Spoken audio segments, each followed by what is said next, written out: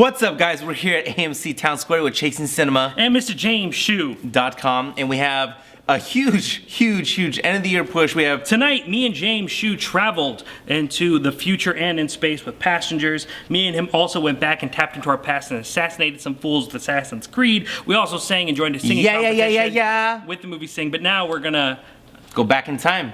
Yeah, with Jackie. Jackie, everything else Portman. had like such a good niche, but now we're talking about the death of John F. Kennedy Natalie and Portman. how Jackie Kennedy dealt with it.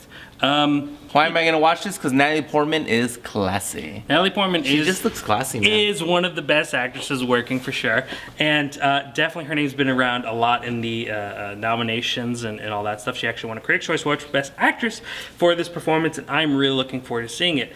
Not just because of her performance, though. I've also heard that this movie has the best score of the year, and I think that's really interesting to have like this really kind of mundane story about her trying to get this funeral going around. I don't know if anyone else knows what it's about, but it's basically about how Jackie Kennedy really wanted John F. Kennedy's funeral to be very historic, so people would not forget him, because obviously they didn't know that he would become one of the great, one of the most memorable presidents of all time. So.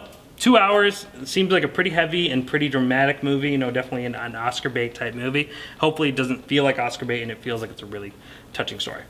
You ready? Let's go. So you just got out of Jackie. You just got out of Tonight's Passengers. Wednesday morning at 3 a.m. Do I need to come back tonight and watch Jackie? Absolutely. I mean, depending on your mood, of course. Like I said, I mean, this isn't reaching out for everyone's demographic. I mean, you really got to kind of be in that mood of being in a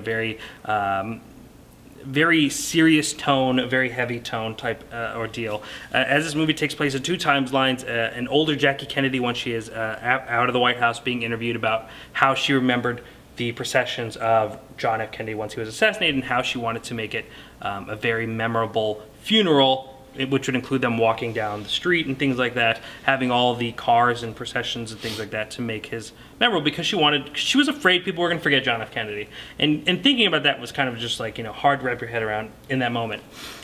This movie does a lot of interesting stuff. It throws it back to Forrest Gump, where this movie really wonderfully integrates archival footage, real footage.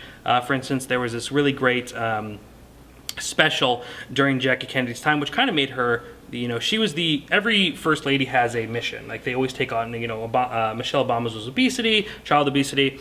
Jackie Kennedy's was fixing the White House, because the White House was in real damage. It needed to be fixed up. It needed to be repaired. So she actually took the news into the White House and actually gave them the first real live tour on TV. The White House, and they integrate that footage with her. I mean, it's unbelievably realistic, as well as her getting off the plane when they arrived in Dallas that tragic day, as well as when they leave Dallas and all the things that were to follow. Natalie Portman gives one of the best performances of the year, if not the best performance of the year. Honestly, I think she'll win the Academy Award, and for Best Actress. For Best Actress, and if I had to vote, she would get my vote, because she is just so compelling. And has she ever won an Oscar? Black Swan. Oh yes, that's right. Yeah, because we were talking about that, and we were kind of thinking did she win for something? Yeah, Black Swan, which so was be number 2 for her. Equally excellent. Yeah, I would hope so. Anything's possible. Things change all the time, but as of right now, I don't see that race being as big. For that female lead?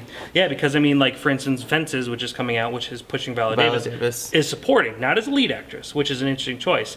Mostly people would say because they're pushing her as supporting, not because she's not in the movie that much, but because it's an easier win, right? There's all these kind of, things they have to do. I think her major competition would be Annette Bening for 20th Century Woman and a few other roles, but I think this is going to be the one that takes it home.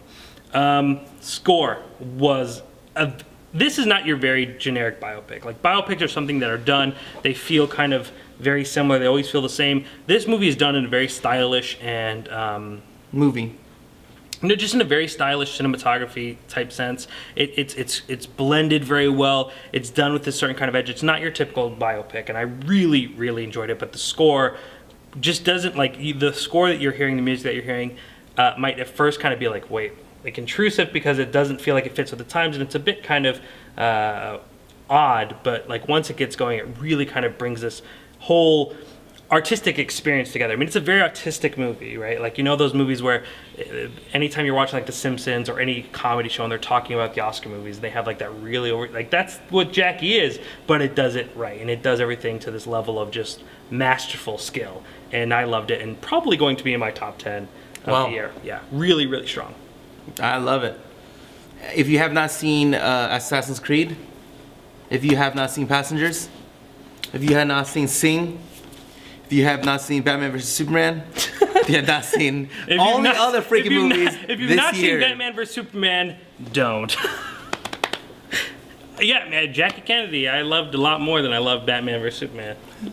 you didn't know you were going to say that. Actually, I mean, that's kind of tough because that's like a big Oscar movie that you know is going to be like really good. But had you told me I'd like Sing better than probably Batman vs Superman, I'd be shocked. That's probably like on equal ground, but you know.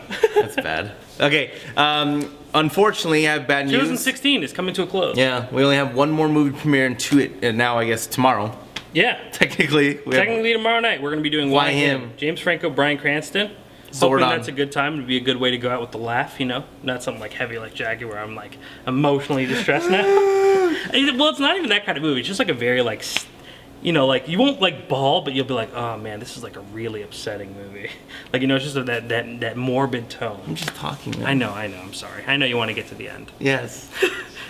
But you know, it's so much fun talking to you and talking to everybody. I love just having these communications. I think one of the best things that we do here as reviewers and on ChasingCinema.com's YouTube page is that we're able to have these kind of conversations. We're able to talk about movies in all these great ways, and we're able to really stretch the conversation up to a point where most people do a 2-3 minute review, but we're here going 24, 25, 35, 45 minutes as we did for our Rogue One review. If you've not seen that, you can click that white eye. But I mean, I really enjoy that conversation. You know what I mean? I do. See?